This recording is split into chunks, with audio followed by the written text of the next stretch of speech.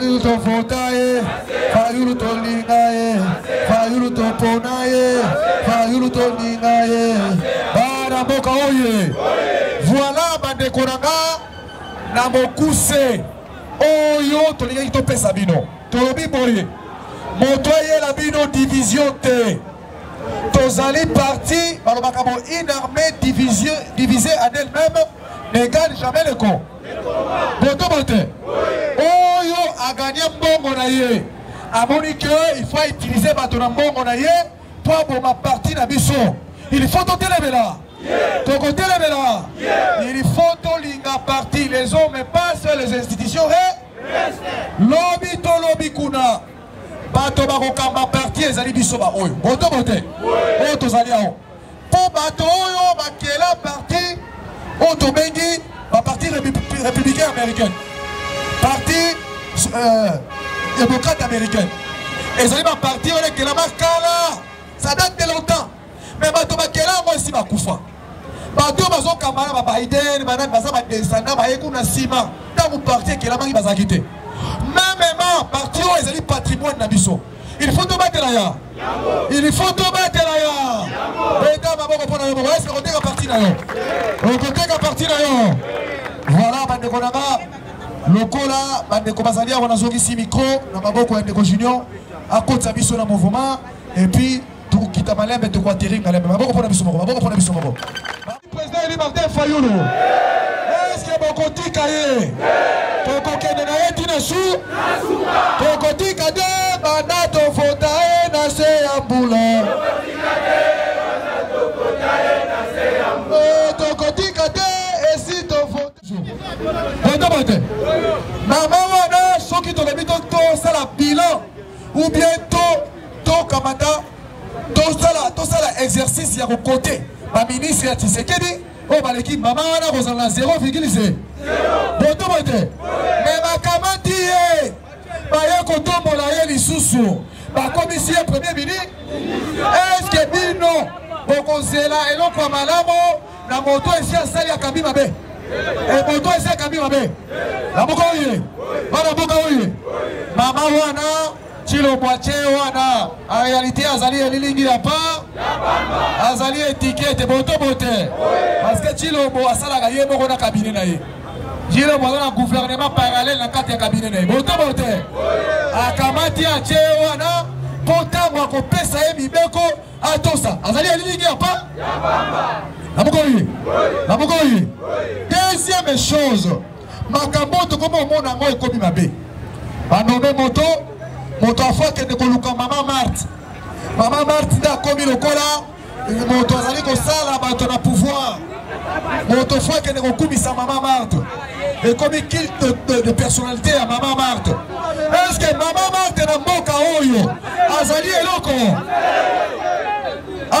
na kati ya mboka oyo comment ba autorité ba dirigeant ya ba institution ba kamata ya mboka ba kamata ba kendaka kofuka makaliboso ya Maman Marthe kope na ye komi avant koma mokonzi ndima 10% ba nomé yo Soko qui constate 10% et ben nous que la maman est chilombo.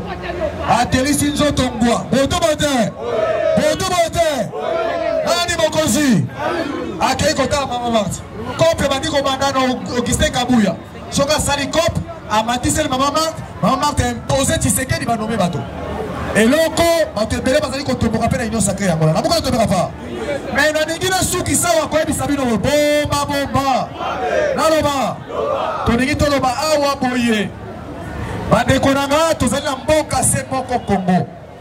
Le président Fayulu azali seul politicien azali maboko pe. Azali seul politicien maboko azali pe. Bote. Est-ce qu'il y a bon mboka? Asala pa ya moto. Ayi akosa peuple. Asima mandoki. Moto oyo tokoki kotia pour kamba mboka na biso ezali le président Eli Martin Fayulu. Beta maboko pona mboka Martin Fayulu. Il faut sikoyo opération ekomi boye. Tobandeli tozongi sikoyo na oetali na terrain parce que terrain motole sakabiso. Moto moko te kola na supongi. Soki dolongwe awa mokola lelo samedi. Samedi o ezali koya. tokozala biso nyonso na siège national botomo te bete soka bokopona yo elobi kuna tokotambola na lukunga totambola na momba totambola na funa kopelisa toujours moto pe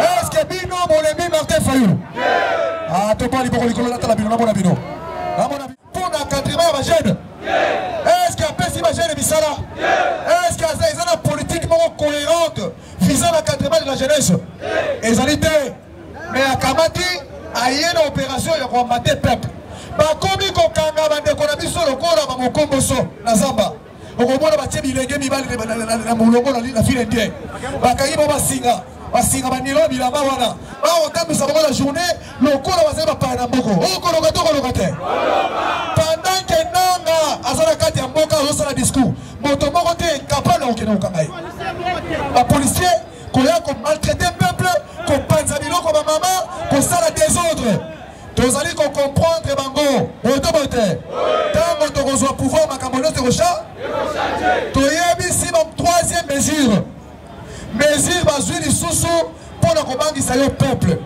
boba naloba na panza na sosola bakamati babimisi baprisonnier na boloko olie babimisa bavrai innocent na badossier bazali sans procès na kati ya baboloko bange bake kobimisa bachef ya bakuluna botobo te babimisi bachef ya bakuluna baye baintegre bango na kati ya force du fort bapesi bango bapistolet Taser bapesi bango bamotorola baningi babanda koya kotrake peuple soki oyo bobima na nzela bango balanda babulisa yo eske tokotika bango bana mboka oyo chango etumba barebele te etumba barebele te moto nyonso akomaltraite peuple tokoconsidere lokola re botobo te eske bokobanga bamouche wana ya force du progrès est-ce que bokobanga mwa babinsekwa wana ya force du progrès peuple aleki bango nebe balobi ke Fayulu azali koloba te Fayulu alobi président alobi mingi mpe toagir mingi bayoki biso te bazo se servir bazwa so bana posa Fayulu aloba bakamata malobo nyonso Fayulu alobaki botobo te babanda kosala revue nango babanda kotanga yango babanda kocomprendre que Fayulu déjà avait prédit lelo sikoyo ekomi badire botobo te bango na biso towana vitesse ya politique koleka bango botobo te eloko tolekelaka bango biso toza na bomo bango na IDPS sokoke contre la IDPS awa dekonanga l'assistance aux sinistrés et aux déplacés dans les provinces de Nord Kivu, de Lituri et de Maïndombe. La moko tombera pas. To exiger tilo mboboye na lingala photo limbola. To lobi na bango que mbongo ebele misolo ya l'État ezokende na kofutaka bato initialement bambongo ebele. Bote bote. Ba député bazwaka combien?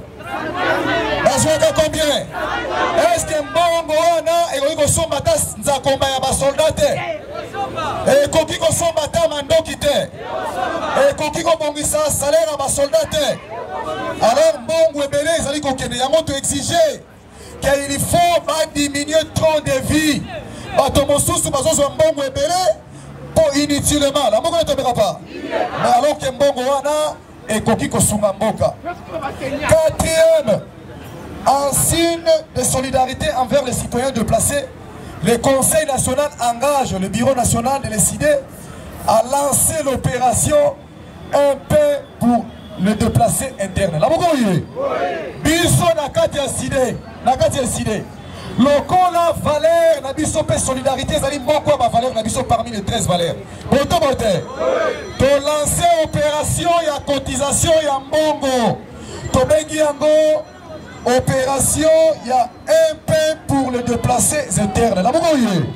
To kosangisa misolo poto sombela bande konabiso nyonso oyo bakimi bitumba na Est République démocratique du Congo kosombela bango ata lipa ba vivre. Est-ce que ezali mabe? Betela président Fayulu maboko.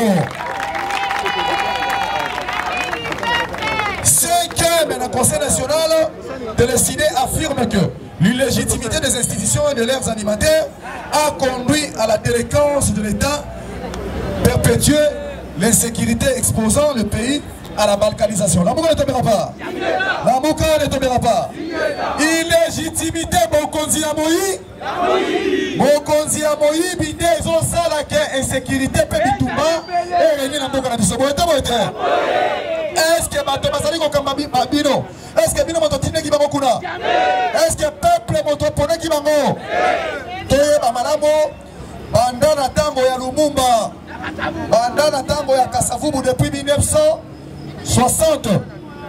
Bon Canabiso et demeurera toujours dans l'illégitimité. Bon, il y a un cadre du Conseil national, dans une résolution, quand il s'agit de l'illégitimité, il faut ça la nini. Il faut ça la nini. 6e résolution, tout le Biboye, vu l'ampleur de la désignation nationale. Résultat du hold-up électoral de 2018 et du simulacre d'élection de 2023, le Conseil national de l'ESID invite le Bureau national à solliciter l'implication des pères spirituels du pays pour faciliter des discussions entre fils et filles du pays autour du thème vérité, réconciliation, cohésion nationale. La Mougoye, Conseil national, les occupés Mokano, le Kolambo Karabiso et Katarina Biteni, tribalisme et paille, bateau insécurité et paille, bateau désignant la Kati Mboka, tissu social et ça détruit. Conseil national et Pesa Kindingisa, Nabatata, Amakambi Amilimo, entre autres Basango, Naba protestants. Bakamata va organiser table ronde entre les Congolais. Est-ce que tu as Rwandais? Est-ce que tu as Burundais? Tu as dialogue entre les corps pour trouver solution qui vient contre la mort. 7e résolution. Le Conseil national de l'ESID demande au Bureau national de mobiliser les Congolais et les Congolaises pour la cohésion nationale en organisant des manifestations à grande échelle dans le pays et dans la diaspora afin d'affirmer notre détermination à protéger l'intégrité nationale du pays. La Mouka ne tombera pas. Nani Mokozi. Conseil national et pessimisme d'Ingisa Tosa la manifestation boy. Pona kotombola, otobenga ka conscience collective. Boy tobote. Congolais nyonso atelema pona ko mettre fin na pasi ya moye na Zalabo. Est-ce que Zali kanisi ya mabe? Est-ce que Zali mabe to madamo? Bete la président élu Martin Fayulu. Maboko. Les conseils, 8e résolution, le Conseil national de l'ESID constate que le régime en place encourage les antivaleurs tels que la violation de la Constitution et des lois du pays, les détournements des fonds publics, la corruption, le népotisme, le tribalisme, la manipulation de la justice, la création des milices, la violation systématique des droits de l'homme, la banalisation de la vie humaine et la caporalisation des institutions d'appui à la démocratie. La Mouka ne tombera pas. Makambo nyonso tozali komona awa na kati ya mboka na biso. La Mouka oye. Nani Mokozi. Tolobi tribalisme, il faut ça nini? La Mouka oye. Caporalisation des institutions de la République, il faut ça nini? La Mouka ne tombera pas. 9e résolution, le Conseil national de l'ESID s'oppose à tout changement de la Constitution ou toute révision de ces articles verrouillés et demande au Bureau national de ne ménager aucun effort pour faire échec à toute tentative de changement de la Constitution et à toute révision intempestive. La Mouka ne tombera pas. Toboyi moto akosimba Constitution na biso. Est-ce que moto akosimba Constitution na biso? Tomoni badongolo miso yo, oyokaki makambo oyo. Kabuya alobaki na se nzete ya manga. Boto bote. Kabuya amekaki mosapi na mozindo. Est-ce que tokotika ye? Kabuya alobi na batroke ya IDPS boye. La Mouka ne tombera pas. Alobi na bango. Est-ce que bokanisi mandat ya suka ya Tshisekedi yango? Totuni Kabuya. Mandat ya Tshisekedi ya suka yango yo lokole komami na constitution. Boto bote. Est-ce que la constitution et ça l'a révisé. Et ça l'a changé. De Korangai, il faut tout faire mon ami. On y est en Bonayo et Koki, au Kagibi Sakoseli. Ah, on est ici, 14 années qu'on cabona Natilo. Beta Maboko pour la Bissoko, Beta Maboko pour la Bissoko. Dixième résolution, le Conseil national de décider. Enjoint le Bureau national à engager urgemment des réformes nécessaires des organes du parti conformément aux recommandations du Conseil national pour où est le parti Nabiso. La mokola tomera pas. Nani mokonzi. Nani mokonzi. Est-ce que tu remets ta maboko pour Nabiso moko? Tu peux mettre ta maboko pour Nabiso moko? Namuka oye. Namuka oye. Nani mokonzi. Nani mokonzi. Tokoti sikoyo na mozito ya likambo oto yela kiao. Est-ce que tu as dit que discipline et régner? Discipline et régner au fond de l'itoï au yokibiso. Tu peux manipulation, il y a jeunesse. Tu as dit que tu as tata mokambie kolo Martin Fayulu. Allez, sakibiso lobby. La moka biso. Deko. Et loko, tozali nango ya motuya toyeba. Notre pays est ce qui est la tabalinette. Comme on a qu'un bon cannabis, et si et Kabwani, une grande partie, il y a un bon cannabis à non Kivu, et qu'il y a un bon cannabis. Mais nous allons comme on a, Badoyo, Balingiba, Kanabando, Kibisika, Moussousou. Et pourtant, Bango, Moko, Bazali, Bandoki, Yako. Nani Ayaka, Naba M23 Awa.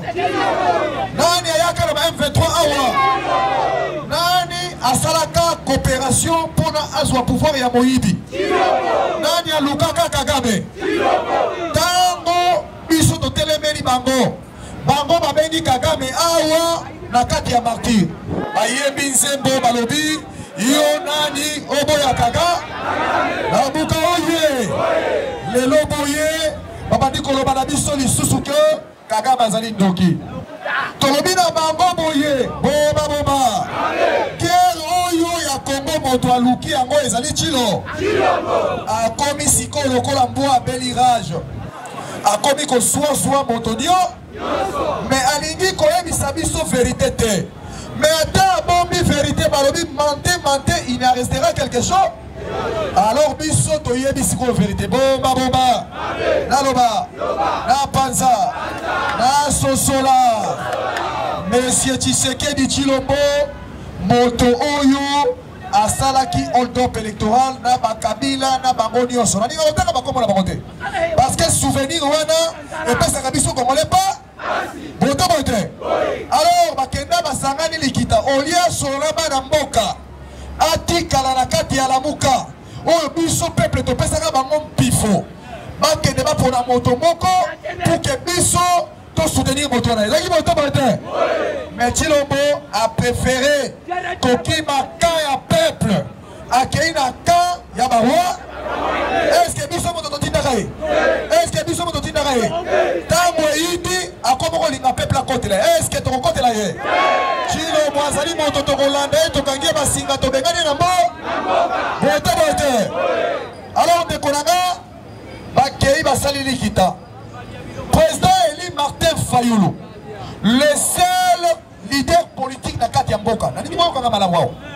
Ezali seul leader oyo ya mboka na biso soki bacheye face à face na Kagame. Kagame akole Kagame akobanga Tshilombo te bote parce que Kagame a façonné Tshilombo bote à chaque fois soki bazali kokuta na Kagame azomona kola maseki alitala moto nga na fabriquer asoya koluka afandisanga na mesa mais soki Fayulu montoyer la table de négociation face à Kagame volé parce que Fayulu n'a pas de relation avec Kagame.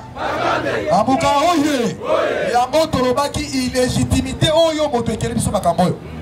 Président auti poto ayao tango akiti au aéroport Anjil akomi awa bakamati bakani oso ya Congo batie na nzela awa balobi ke Fayulu azonga na mboka te mais lelo oyo bitumba ezali na kati ya mboka na est République démocratique du Congo wapi basoda oyo batindaka bango na nzela ba benga na Fayulu na ba manifestant ba manifester pour la tina intérêt bon bazali wapi sikawa bango wana likambo ekoleka ya monene ifo boyeba dekonanga Chilombo ezali kokaba mboka na biso froidement na moko ye na se ya ndoto na se ya pongi boyoki na sake makambo leki kuna ba Monisco bazalaka na base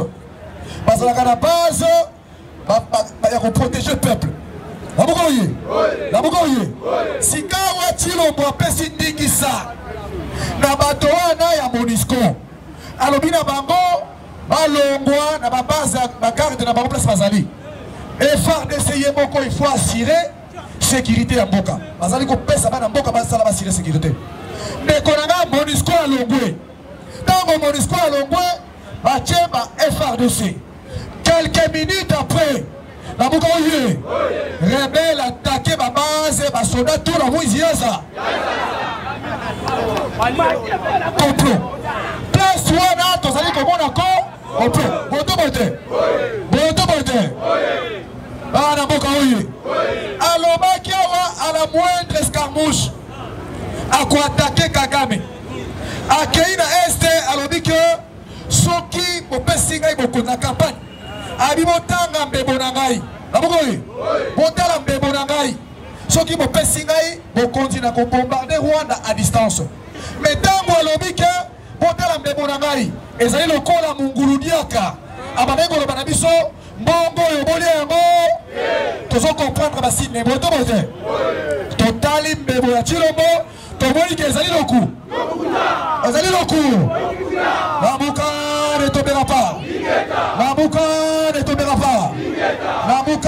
ne tombera pas nani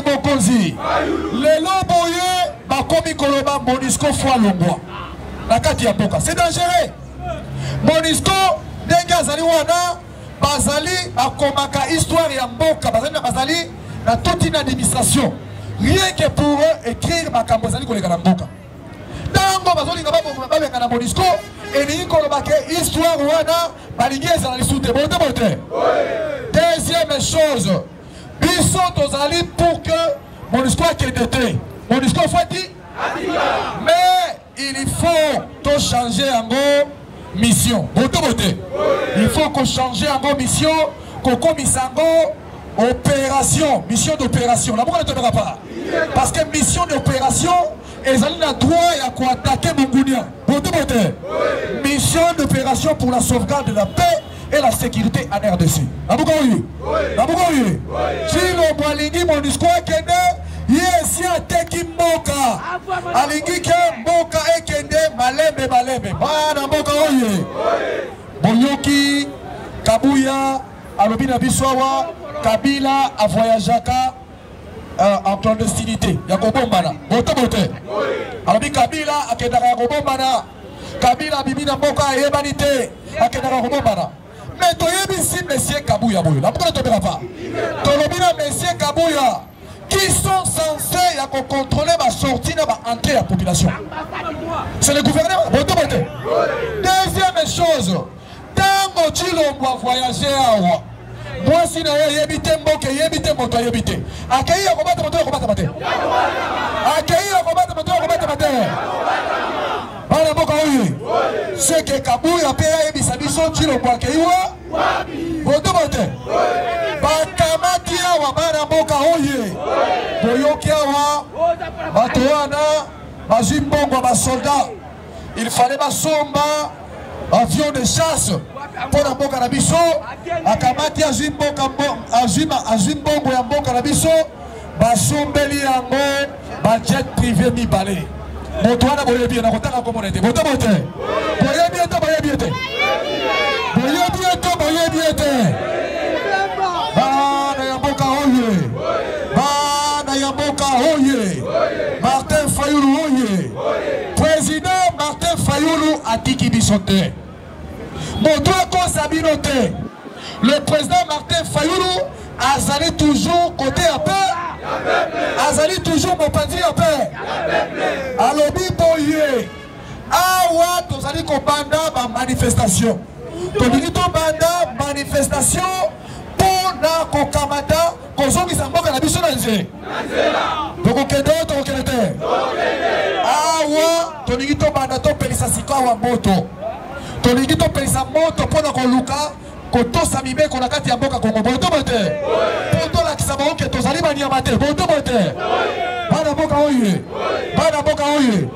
bango wana bato oyo bayelaki mbongo na mboka bakomi kosala rebellion pour ke babunda bazwa richesse ya mboka bapie yango botobo te me natuni yo motuna président Fayulu basali ye bankone élection awa.